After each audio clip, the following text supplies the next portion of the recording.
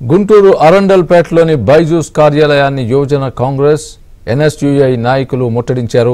ఎలాంటి కంటెంట్ లేని బైజూస్కు ప్రతి ఏటా 32 కోట్లు చెల్లించేలా రాష్ట్ర ప్రభుత్వం ఒప్పందం చేసుకోవడం సరికాదంటూ వారు మండిపడ్డారు.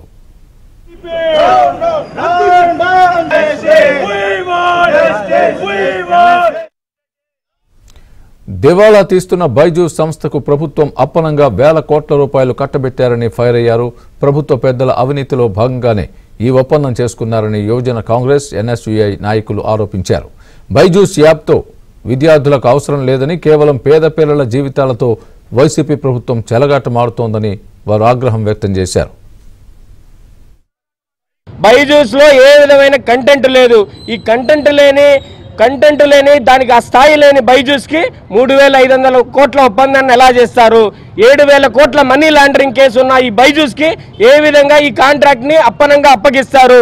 ఈ ప్రభుత్వం ఆ యొక్క కాంట్రాక్ట్ ని రద్దు చేసుకొని మరి నువ్వు మెగా డిఎస్సి నిర్వహించు, జాబ్ నోటిఫికేషన్ లో ఏ విధమైన నోటిఫికేషన్ లేవు, మరి ఈ బైజూస్ కి ఎందుకు 3500 కోట్ల కాంట్రాక్ట్ ఇస్తున్నావు? దాని బదులు మెగా డిఎస్సి నిర్వహించి మరి నువ్వు నిర్వహిస్తే అనేక మంది టీచర్లు వస్తారు కదా.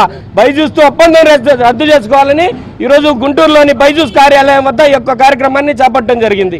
బైజూస్ అనేటటువంటి కంపెనీలు తీసుకొని వచ్చి ఈ విధంగా విద్యార్థుల తల్లిదండ్రుల ప్రాణాలతో ఆడుకోవడం దుర్మార్గమైనటువంటి విషయం. మీరు ఈ బైజూస్ యాప్ని రద్దు చేసుకోకపోతే బైజూస్ ఆఫీసుల పైనే కాదు, మీ క్యాంప్ ఆఫీసులు కూడా ముట్టడిచ్చి మిమ్మల్ని కూడా అడ్డుకుంటామని ఎన్ఎస్యుఐ యూత్ కాంగ్రెస్ పక్షాన డిమాండ్ చేస్తూ హెచ్చరిస్తున్నాం.